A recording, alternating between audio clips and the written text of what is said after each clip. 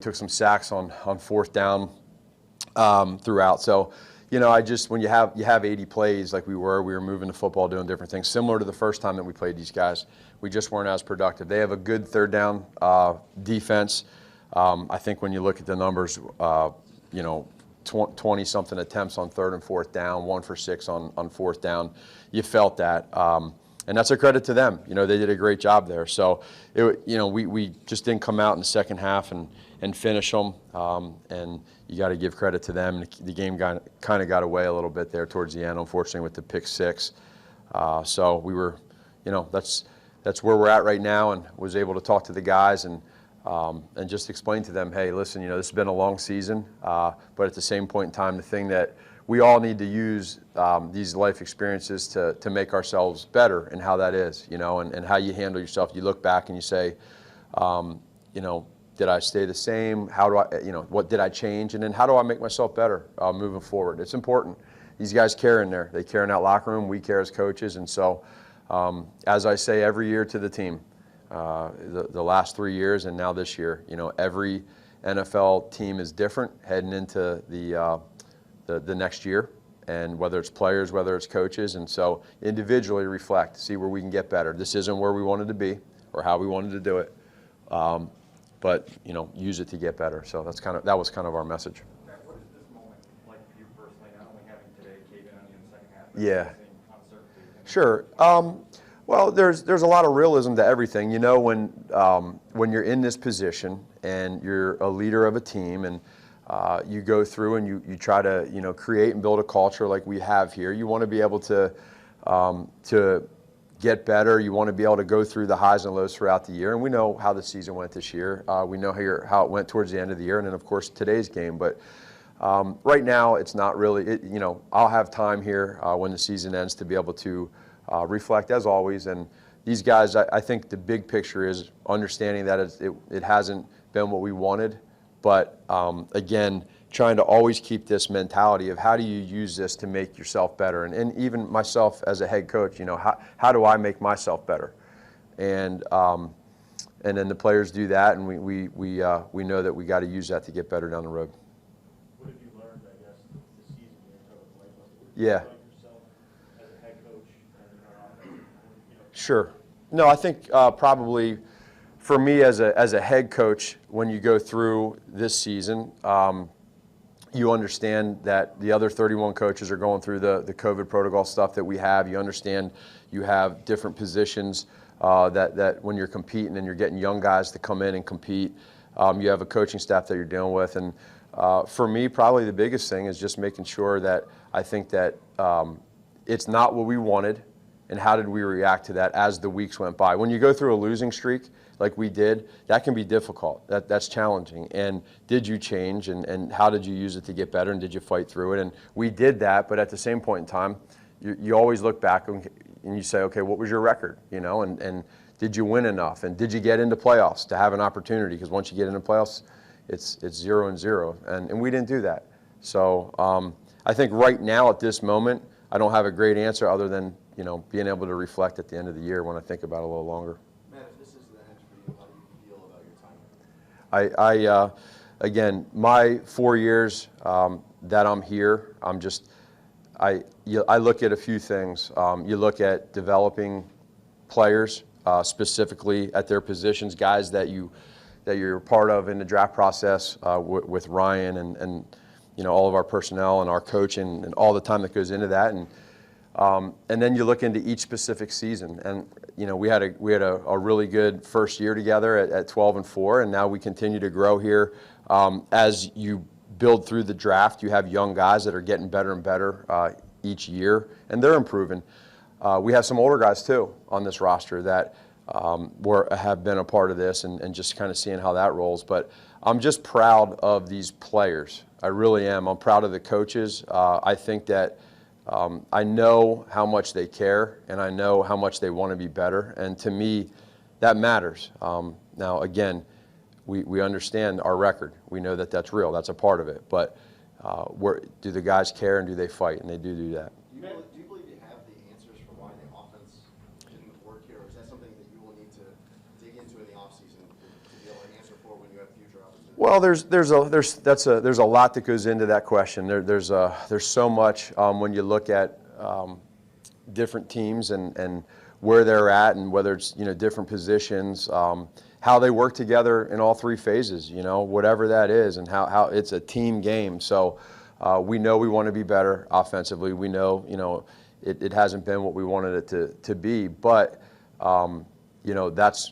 that's what you need to do as a coach, is try to find answers, and you get together with personnel and you figure out where you're weak at position-wise, and then schematically, that's probably what part of your question too is. Okay, I would say stating the obvious that we need to be better in the red zone, right? I don't think we were good enough this year in the red zone, so being better there, and whether that's players, whether it's scheme, whatever it is, you got to score more points when you get down in the red zone. Matt, what's your understanding of when you'll learn your future, how you'll learn your future in the next day or so? Yeah, again, I've never been in this position before, and for me, it's I continue to just go about business like normal, and I mean that. I've had conversations as nothing has changed, as I've told you guys a few days ago, and I know this: whatever is supposed to happen will happen, and I'm a positive person, and again, I think that it's about these players right now, and these players have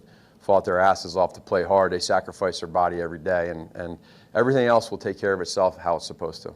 Now, we've heard you guys talk, over the years about, when you're worried about the next week's opponent, you can kind of just focus on that and not worry about the outside noise. Did it creep in at any point for you in the last 4 or 6 weeks? It seems like, as the noise outside got louder, it would have to find its way in something. No, it's probably for people that are outside the building. You guys, everybody has a job that they need to do to create stories and to have things to write about, both in a good way and sometimes negatively. That's a part of where we're at right now. But that's not leaving, and that's not changing. It's about how you handle it. And so there's true reports, there's false reports, and again, you need to be able to create a wall. And I think that's part of the strength of the character of your building. We went through that on Thanksgiving. We went through it on Thanksgiving, and that's an experience for me that I'll always be able to use and understand that when you see guys that pull together and play together, when you go through something like that, it actually brings you closer. And that's really what happened with these guys. So they're all distractions, and we always talk about eliminate distractions. And I think the players have done a great job with that. It's not easy, but they've done a great job with it. Matt, when you came here, you acknowledged the opportunity you had to be the coach of the Bears. That it hasn't worked out like it has. Are you disappointed in yourself? Are you disappointed in circumstances? What how do you just feel about the way the whole thing has transpired? Yeah, no, you look at the big picture of where we're at, and there's different seasons, there's different records, and you build these relationships, and after every year you can reflect and look into the reasons as to why you got to where you got to and how you get better, and then you do that from a head coach's perspective, you do it from a teaching perspective, you do it from schematics perspective, and but again, when I'm the position that I'm in right now, I just feel like it's my job as a leader to make sure that I continue to stay positive with these guys, and whatever has happened in my 4 years here, good and bad, there's a reason for all of it, and even selfishly and individually for me, there's a reason why this is happening right now. And when this stuff happens, it again, like I told the guys in there, let this stuff right here refine you, not define you. That's important, right? And so I'm sure you guys have bad days every now and then too, right? You have a bad day. How do you react to it? Do you stay negative and stay in a bad mood for 2 weeks, or do you get out of it? And so in this profession as a leader, you got to make sure you stay positive. You got to make sure you lead, and then you got to use it to make yourself better. And regardless of what happens, whether it's with another player or myself, I promise you I'm going to do that, and I will let this refine me and not define me. You sound like a guy that's pretty much comfortable no matter what happens. You kind of accepted both things. Well, it's not that. It's the fact that, again, when you're the day that I signed up to be the head coach here in Chicago, right? On a year-to-year basis, you're always understanding that what comes with your position, right? That's real. That's life. And so the situation that we're in this year is one where we know our record's not good enough. We all want to be better. We know that. So this is all stuff that comes attached to it. So you got to deal with it. You can't run from it. You got to be real. You got to talk about it. You got to understand it. And then you got to be able to have a plan, understanding individually, but also as a leader and a team leader with these guys, because these guys deserve that. You know, we got great players, man. We got great people. We got great coaches, and I just respect all them too much. And so sometimes I'm very honest, and I just I talk about that stuff, you know, and I always try to hit every avenue. Coach, across your team, we've heard two words from you in terms of your partnership with Ryan. It's been collaboration and conviction, right? And assuming that's completely true. Sure. You are collaborating, you guys have had conviction on all the decisions, Yep. draft picks, free agent signings, other personnel decisions.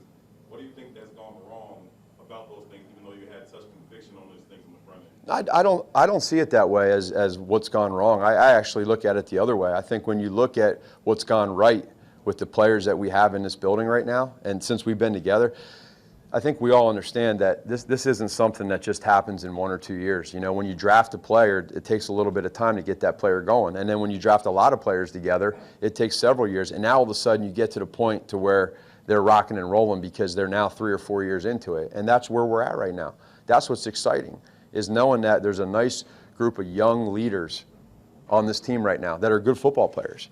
And so that's probably what you say about the collaboration and communication that we have, is that has not changed with Ryan and myself from the very first day.